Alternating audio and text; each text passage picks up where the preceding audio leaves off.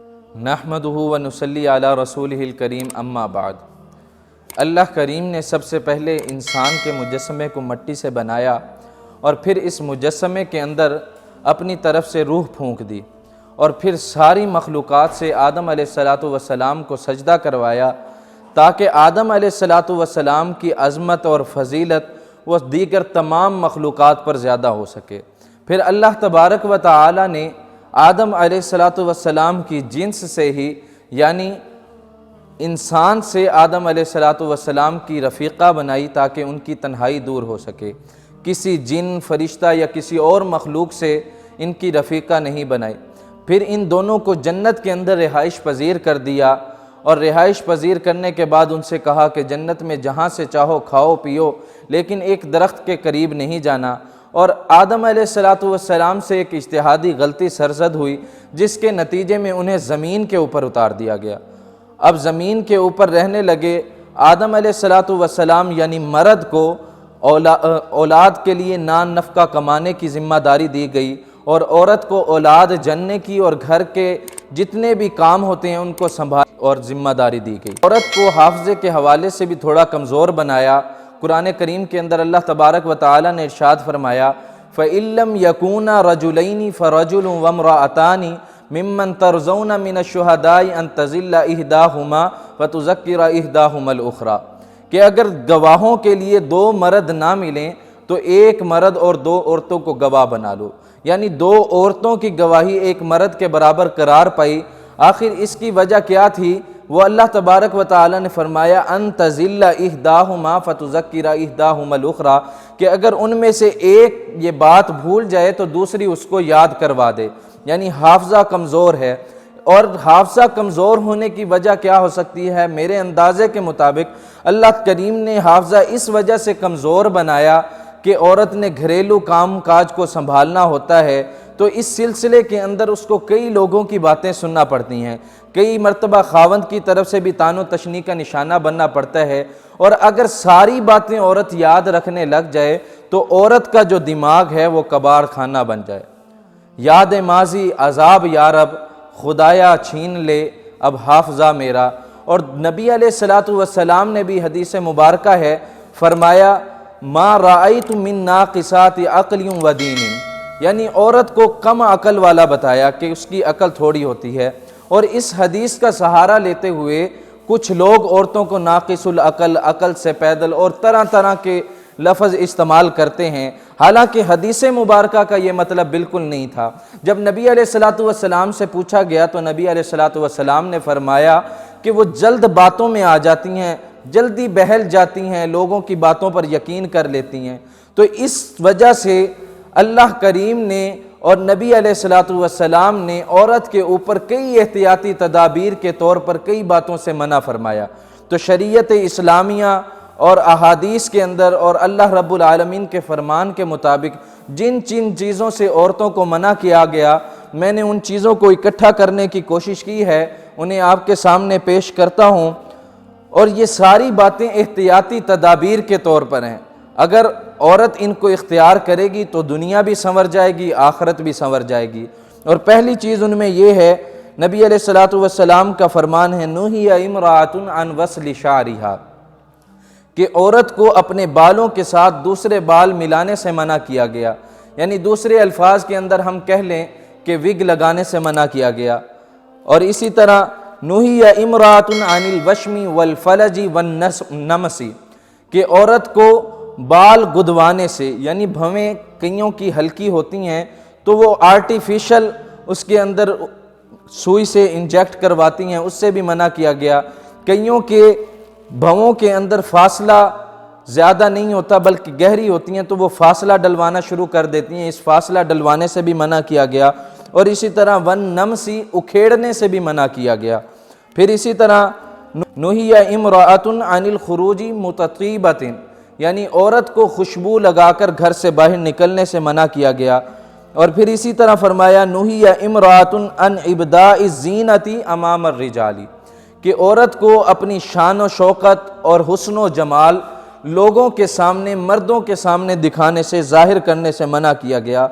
نُہِیَ امرأۃ عن صوم التطوع وَزَوْجُهَا حَاضِرٌ إِلَّا بِإِذْنِهِ، عورت کو نفلی روزہ رکھنے سے بھی منع کیا گیا، لیکن ایک صورت جواز کی ہے، اگر اس کا خاوند گھر پر حاضر ہو تو اس کی اجازت سے رکھ سکتی ہے، وگرنہ نہیں۔ نُہِیَ امرأۃ عن الانفاق من بیت زوجہا الا بإذنہ، عورت کو خاوند کے گھر سے خرچ کرنے سے منع کیا گیا مگر اس کی اجازت کے ساتھ۔ اگر اس نے اجازت دے رکھی ہے پھر خرچ کرنے میں کوئی حرج نہیں، وگرنہ منع کیا گیا۔ اسی طرح نُہِیَ امرأۃ عن معصیۃ زوجہا، عورت کو اپنے خاوند کی نافرمانی کرنے سے بھی منع کیا گیا۔ نُہِیَ امرأۃ عن طلب الطلاق من زوجہا فی غیر ما باس، عورت کو طلاق کے طلب کرنے سے یعنی کھلا مانگنے سے بھی منع کیا گیا اگر کوئی جھگڑا نہیں ہے، بغیر کسی وجہ کے طلاق مانگنا شروع کر دے۔ نُہِیَ امرأۃ عن کفران العشیر، عورت کو اپنے خاوند کی نافرمانی اور ناشکری کرنے سے منع کیا گیا۔ نُہِیَ امرأۃ عن الخلوۃ باجنبی، عورت کو اجنبی کے ساتھ تنہائی اختیار کرنے سے منع کیا گیا۔ نُہِیَ امرأۃ عن النظر الی الاجانب، عورت کو اجنبی لوگوں کی طرف دیکھنے سے منع کیا گیا۔ نُہِیَ امرأۃ عن مصافحۃ الاجانب، عورت کو اجنبی مردوں کے ساتھ اور عورتوں کے ساتھ مصافحہ کرنے سے منع کیا گیا۔ نُہِیَ امرأۃ عن التشبہ بالرجال، عورت کو مردوں والی شکل و صورت اختیار کرنے سے منع کیا گیا۔ نُہِیَ امرأۃ عن تصف المرأۃ لزوجہا، عورت کو کسی اور عورت کی اپنے خاوند کے سامنے صفتیں کرنے سے منع کیا گیا۔ نُہِیَ امرأۃ عن النظر الی عورۃ المرأۃ او مباشرتہا فی الثوب الواحد، عورت کو کسی اور عورت کے سطر کو دیکھنے سے منع کیا گیا اور اس کے ساتھ ایک ہی کپڑے میں ملنے سے مباشرت کرنے سے منع کیا گیا۔ نُہِیَ امرأۃ عن السفر بغیر محرم، عورت کو بغیر محرم سفر کرنے سے منع کیا گیا۔ نُہِیَ امرأۃ عن الخروج من منزلہا لغیر حاجۃ، عورت کو بغیر کسی ضرورت کے اپنے گھر سے نکلنے سے منع کیا گیا۔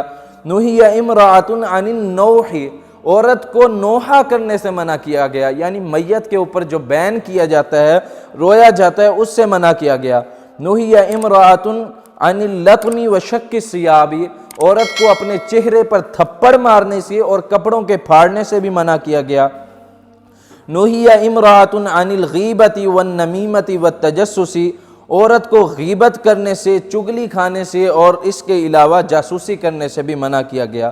نُہِیَ امرأۃ عن الہجران بین المسلمین فوق ثلاثۃ ایام، عورت کو دو مسلمانوں کے درمیان جدائی اختیار کروانے سے بھی منع کیا گیا 3 دن سے زیادہ، یعنی 3 دن سے کم اگر ہو تو جدائی ڈلوا سکتی ہے، اگر اس سے زیادہ ہیں تو اس کو منع کیا گیا۔